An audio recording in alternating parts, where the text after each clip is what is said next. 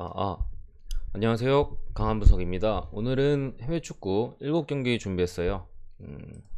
분석 들어가기 전에 어, 에픽컵이나 이런 컵 대회들은 분명히 조심해야 됩니다. 제가 말씀드렸던 것처럼 뭐 마인츠, 음, 첼시도 제가 불안한 부분에 대해서 충분히 많이 말씀드렸던 것 같고 조심해야 돼요. 왜냐면 스쿼드적인 부분이 선발 라인업적인 부분이 어떻게 바뀔 줄 모르기 때문에 감독 마음이에요. 감독의 성향, 컵대를 중시하는 감독, 아니면 조금 등한시하는 감독, 이런 성향들이 상당히 중요하게 작용하고, 음, 그렇기 때문에 뭐 예측이 조심스럽고 어려울 수밖에 없습니다. 조심하시고, 오늘 경기는, 어제 경기는 그래도 제가 좀뭐 아스날이라던가 이런 것들 확실하게 좀 볼만한 것들이 있어서 분석을 했는데, 오늘 경기들은 없어요. 갈만한 게. 그나마 맨시티나 뭐 그 정도 있다고 생각하는데, 어쨌든 상대 웨스트햄이기 때문에 사실 어제 첼시 마냥 무승부 같은 승부 차이 가는 그림을 배제할 수는 없고, 배당이 그리고 1.3몇이면은 너무 짠 것 같아요. 맨시티의 불안한 점이 어쨌든 갑자기 딴 얘기로 가는데, 그 부분이 또 이제 앞선 득점에 대한 부분이 있잖아요. 근데 첼시 마냥 2군 선수들 나오면은 1군 선수들 같은 경우에는 확실한 공격수가 없어도 이게 너무 워낙 볼이 잘 도니까 득점이 되는데, 2군 나오면 근데 조금 그 부분에 있어서 문제가 발생할 수도 있다고 봤어요. 첼시보다는 근데 좀 덜 해요, 맨시티가 어제 첼시보다는 낫다고 보는데, 어쨌든 다른 얘기 그만하고 들어가 보겠습니다. 사솔로 대 유벤투스 대 사솔로, 쉽게 결론을 낼 수 있는 경기입니다. 유벤투스와 두 팀 맞대결은 유벤투스 홈에서 3승 1무예요. 홈 기준 두 번 썼어. 유벤투스 홈 기준 최근 맞대결은 3승 1무고, 최근에 유벤투스가 진 적이 없습니다. 사소올로한테. 지난 시즌에는 유벤투스가 두 번 다 이겼어요. 결장작 쪽 보면은 유벤투스는 미드필더 쪽에 이제 베르나르데스키나 뭐 공격 쪽에 모이스킨, 디발라랑 모라타 돌아오니까 귀신같이 모이스킨 부상 당했죠. 어쨌든 그리고 이거 또 말씀드려야지. 디발라 복귀했죠. 복귀했고, 라비오도 코로나 그 격리에서 복귀했습니다. 그리고 사솔로 같은 경우에는 여전히 앞선 자원인 노비앙이랑 보가, 물론 대체자가 있긴 합니다. 부상으로 전력에서 이탈해 있고, 이 부분이 가장 커요. 주리치치가 빠집니다. 현재 사솔로 미드필더진의 가장 핵심 선수예요. 그러니까 뭐 플레이메이킹, 뭐 득점, 어시스트 다 되는 선수고, 이번 경기 빠집니다. 추가로 이 부분은 좀 애매하긴 한데, 키리케슈가 해외 쪽 기사나 여러 가지 제가 많이 찾아봤는데 부상은 아닌 것 같은데, 뭐 체력 관리나 이런 거 때문에 뭐 이번 경기를 교체 명단에서 시작할 수 있다라는 좀 기사들이 몇몇 기사들에서만 좀 봤어요, 제가. 그렇기 때문에 일단은 띄워드렸는데 모릅니다. 어쨌든 간에 지난 시즌에 사소올로 핵심이었던 로카텔린이 지금 유벤투스에서 뛰고 있고요. 그 핵심 중에 또 한 명이었던 주리치치 부상이고요. 수비수의 핵심 키리케슈 약간 좀 애매한 부분이 있죠. 제가 볼 땐 그래도 나올 것 같긴 한데, 어쨌든. 그리고 공격 쪽에 핵심 카프도 다른 팀 가 있고요. 다 빠졌어요. 유벤투스 승. 뭐 저걸 제외하더라도 유벤투스는 복귀자가 많고, 디발라, 라비오, 더 리우트 다 복귀했어요. 다 복귀했고, 최근 수비적인 분위기도 너무 좋고, 거기에 이제 더 리우트까지 복귀를 한다면은 또 추가로 이제 전력적인 도움이 될 수도 있고, 그나마 공격이 좀 불안했는데 티발라 왔고, 라비오도 뭐 미드필더 로테이션으로서 또 힘을 실어줄 수 있고, 사솔로 많이 빠졌고, 유벤투스 최근에 흐름이 좋죠. 그런 상황에서 무난하게 저는 이겨준다고 봅니다. 일단은 마인까지는 봐요.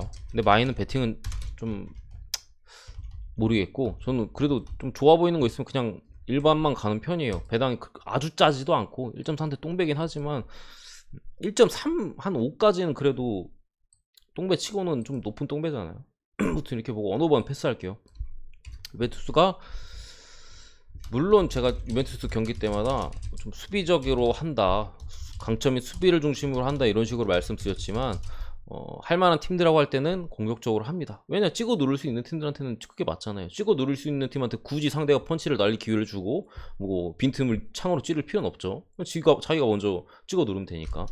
근데 유벤투스가 그런 경기를 이번 시즌 해왔어요. 최근에서야 이제 강팀이나 뭐 챔스 원정 어려운 경기 때문에 계속 수비적으로 했지만 오늘 복귀자도 많고 사수올로 부상자도 많은 상황에서 전력적인 압도적인 우위가 보이는 상황이라 어떤 식으로 경기할지 모르겠습니다. 그래서 유벤투스 승만 받고 삼프도리아의 아탈란타 뭐 이런 상황이 있습니다. 아탈란타 원정에서 괜찮고 삼프도리아는 뭐 라니엘이 나가고 역시나 좀 마탱이 갔는데 홈에서는 근데 좀 의외로 아탈란타 상대로 나쁘지 않은 기록을 가지고 있습니다. 결장자 같은 경우에는 이걸 좀 지워볼까요? 결장자 같은 경우에는 삼프도리아는 담스고르 여전히 무상이에요. 덴마크 신성. 공격 쪽에 좀 재능이 있는 미드필더고 약간 테크니컬한 유형이고 액달이나 베레 같은 미드필더진과 베르진스키 수비 쪽에 출전 정지자가 있고요. 아탈란타는 여전히 하테보 장기 부상, 우젠스 부상, 페시나 부상, 짐시티 부상, 데미랄 부상. 톨로이가 애매하다는 느낌에서 얘는 불투명으로 적을게요. 제가 볼 땐 못 나옵니다. 부상에 가스페리니 감독 출전 정지. 좀 밑으로. 감독도 없어요. 그러면 이거 3프 프렘보냐? 저는 아탈란타 승 봅니다. 사실 두 선수의 공백 같은 경우는 이미 뭐 올 여름 이적 시장이나 지난 겨울 이적 시장을 통해서 보강을 해서 메꿔준 상태고 페시나 뭐 일리시치 같은 선수나 충분히 메꿀 수 있다고 삼프도리아 상대로는 메꿀 수 있다고 생각하고요.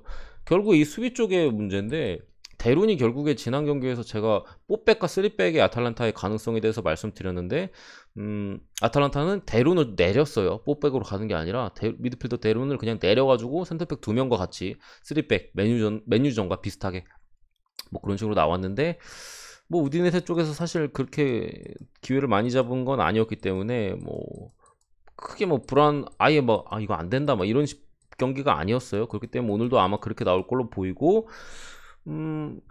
특히나 전방 쪽에서의 자원들이 아직까지 건재하다는 점, 페시나 정도를 제외하고는 뭐 건장하다는 점과 미드필더 쪽에 결장자가 삼프도리아가 너무 많기 때문에 주도권을 좀 쥐고 갈 것이다 아탈란타가. 그렇게 되면은 삼프도리아의 불안한 수비로는 막아낼 수 없다. 그리고 최근 경기력이 너무 안 좋다. 부상자나 뭐 그런 거 다 빼놓고 경기력이 안 나와요. 아무래도 빠진 게 좀 커 보이고 아탈란타 승 쪽을 보는 게 맞다고 생각을 합니다. 물론 오늘 정배 중에서는 그래도 조금 위험한 편에 속하지 않는 정배라고 생각하지만 승보고요. 오버 봅니다. 핸디는 패스.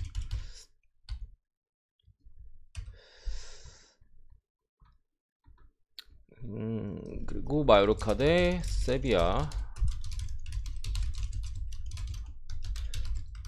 마요르카 그래도 홈발이 좀 있는 팀이죠.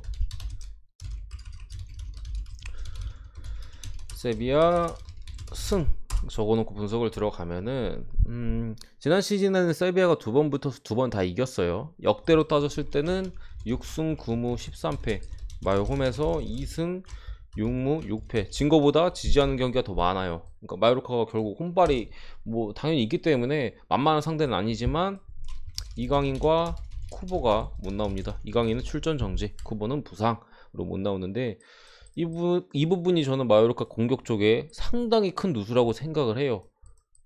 공격 쪽에서 재능이 있는 선수들이 다 빠지는 거예요. 어느 정도 주전으로 뛰면서 적당히 해주는 애들은 나와요. 뭐 공격 쪽에.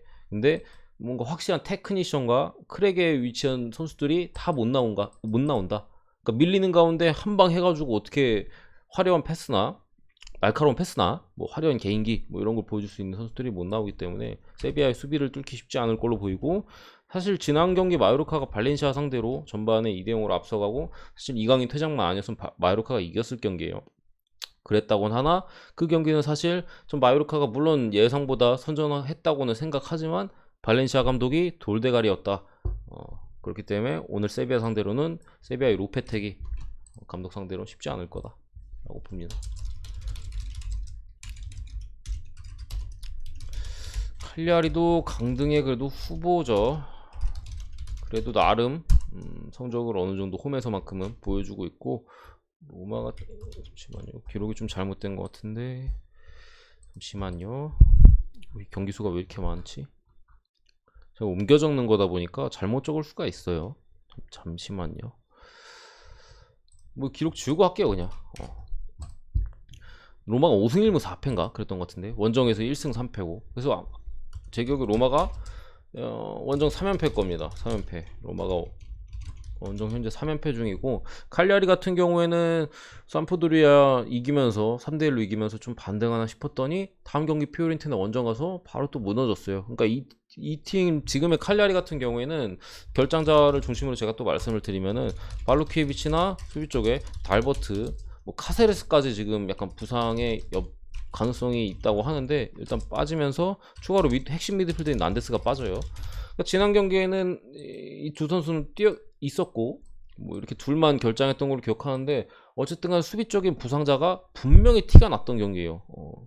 다 있을 때랑 달라요. 그러니까 전술적으로도 칼리아리가 뭐 변경한다 만다 할 정도로 이제 주요 자원인 걸로 보이고 일단은 뭐 중앙 쪽과 이제 측면 쪽인데 어쨌든 로마도 부상자가 있긴 하나 스피나졸라 좋은 자원인 건 맞는데 어쨌든 장기 부상자 스몰링 좋은 자원인 건 맞는데 어쨌든 인저리 프론 부상을 너무 많이 당하니까 사실 대체가 이미 돼 있는 상태 사실상 주전이라고 볼 수 없는 뭐 그렇기 때문에 로마는 저는 풀스쿼드라고 생각하고요. 근데 로마의 풀스쿼드의 문제가 뭐냐 가용 자원이 한 13명 되나? 베스트 11 빼면은 교체 둘 끝이에요. 로마 같은 경우에는 지금 무리뉴 감독이 레알에서 있었던 마요랄이나 뭐 아니면 뭐 디아와라 뭐 레이놀즈 이런 애들을 전력 제외시켰어요. 그냥 왜 그랬는지는 잘 모르겠는데 지 마음에 안 들었겠죠. 그러니까 그 선수들을 제외하다 보니까 남은 자원이 13명이요 이러면 어떻게 해요? 매 경기 똑같은 라인업이 나오는 거예요. 그냥 매 경기 그냥 똑같은 애들 뛰고 너 한두 명 부상당하면 진짜 큰일 날 것 같은데 로마는 제가 볼 때는 어쨌든 간에 주전들의 과부하가 시작되고 있다. 물론 저는 오늘 경기나 뭐 다음 경기 뭐 그 정도 선에서는 그렇게까지 티가 나지 않을 거라고 보지만 이거 한 11월 넘어가고 한 12월 되거나 박싱데이 기간 오면은 로마는 그때 좀 힘들지 않을까 싶은데 어쨌든 오늘 경기까지는 칼리아리 쪽의 수비 쪽에 문제가 분명하고 로마는 그거를 공략할 선수들이 충분히 있어요. 그렇기 때문에 로마 승. 지난 경기 그리고 수비적으로 나폴리 상대로 좋은 모습을 보여줬던 점까지 감안하면은 승을 보고 어쨌든 언어반은 오바 봅니다. 칼리아리도 분명 앞선에서 득점력 있는 선수들이 있기 때문에 뭐 수비하다 충분히 득점을 할 수 있고 아니면 로마가 학살할 수도 있기 때문에 오바까지는 보는데 당연히 이걸 사실 안 넣을까 했어요. 왜냐 어차피 저는 두 개 중에 가라 하면 로마 승 갈 거거든요. 이거 두 개 중에 하나만 고르라 하면은 그렇기 때문에 안 넣을까 하다가 뭐 말씀은 드렸습니다. 일단 로마 승. 엠폴리 대 인터밀란. 제가 정배 쪽으로 많이 봤죠. 그러니까 굳이 어려운 FA컵보다는 오늘 정배들이 저는 괜찮다고 판단을 한 거예요. 굳이 막 라인업도 어떻게 나올지 예상도 안 되고 하는 FA컵 건들 바에야 오늘 정배가 나쁘지 않아 보이는데 굳이 안 건들 이유가 있어요. 이렇게 판단을 했고 엠폴리는 로마 그놀리, 디프란체스코. 그러니까 아까 이제 공격 수비 공격 쪽에 선수들이 부상으로 못 나오고요. 인터는 풀스쿼드입니다. 전력상으로 인터가 마업을 해줘야 되는 경기다. 승. 봐 분석할 게 없어요 진짜로. 제가 대충 하는 게 아니라 풀전력의 변수가 그냥 잘 안 보입니다. 솔직히 말하면 원정이라는 거 딱 하나, 그리고 올 시즌 인터밀란이 어쨌든 중위권이나 약팀들 상대로 했을 때 수비적으로 계속 실점을 하고 있다. 이 부분 말고는 변수가 아예 없어요 저 경기는. 엠폴리 상대로 그래서 저는 한 골 정도는 먹을 수 있다고 보는데 3대1 내지 4대1 정도 봅니다. 여섯 번째 경기죠. 라치오 대 피오렌티나.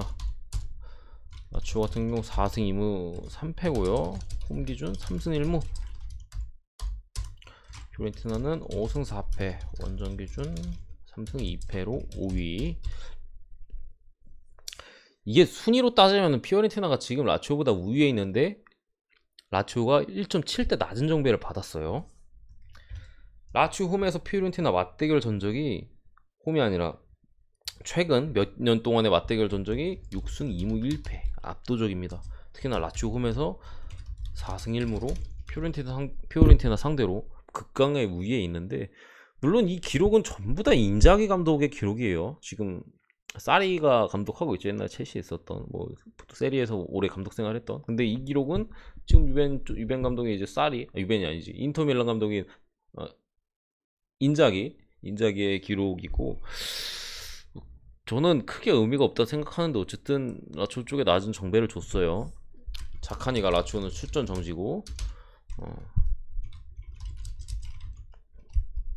피오렌티나 같은 경우에는 드라코프스키 골키퍼.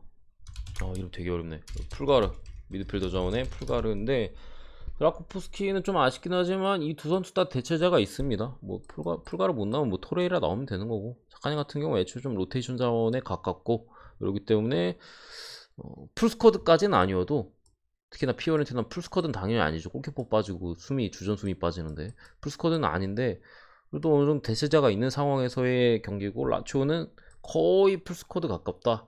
뭐 이렇게 보시면 됩니다. 근데 라치오가 물론 지난 경기에는 수비 쪽에 누수가 분명히 있었다고는 하나, 불안한 수비는 그 경기에서 뿐만 아니라 계속해서 지속되어 왔던 거예요. 지난 경기를 통해서도 물론 입증되었고 4골이나 먹었죠. 피오렌티나는 제가 볼 때 그 수비를 공략할 자원들이 충분히 있어요. 물론 지지난 베네치아전에 1대0으로 퇴장까지 당하면서 지긴 했지만, 그 경기는 사실 남미 월드컵 예선에서 제대로 이제 늦게 돌아왔기 때문에 몇몇 선수들이 빠져 있었고, 그 선수들이 복귀해가지고 칼리아리를 3대0으로 완파했죠. 완파하면서 그 복귀한 선수들이 심지어 득점까지 올렸어요. 앞선 자원 선수들이. 그러니까 피오렌티나 같은 경우에는 좀 그래도 오늘 경기 해볼 만한 경기가 될 걸로 보고, 사실 피오 프렌을 보려다가 그래도 상대 전적이 좀 너무 압도적이어서 일단은 배당도, 그리고 제 생각보다 좀 낮았어요. 1.7대. 직전 경기 라치오가 베로나한테 4대1로 그냥 완파 당했는데, 이거 상대가 피오렌티나인데 라치오 홈에서 1.7대? 너무 낮아요. 낮으니까 수상한 거예요. 그러니까 피오 프렌은 패스했는데, 어쨌든 2.5기 좀 오반 봅니다. 피오렌티나도 충분히 지금 불안한 라치오의 수비를 공략 가능하고, 라치오도 어쨌든 능력 있는 공격수들, 뭐 임모빌레, 뭐 안데르송, 뭐 이런 애들 좋은 공격수들 많아요. 그렇기 때문에 충분히 피오렌티나를 괴롭힐 수 있다. 두 팀 다 뭐 기본적으로 한 골 이상씩 꼽을 거라고 봐서, 뭐 2대2 무승부가 나오든, 뭐 2대1 피오가 이기든, 아니면 그 2대1 뭐 3대1 라치오가 이기든 오바 쪽의 가능성이 좀 높지 않을까 싶어 보입니다. 라치오는 근데 과연 이 경기 루이스 알베르토가 나올지 안 나올지 모르겠어요. 그 부분에 있어서는 뭐더 얘기 안 드릴게요. 저만 신경 쓰면 되는 거니까, 사실 보시는 분들은 다른 그냥 결과가 중요하니까 넘어갈게요. 그 부분은.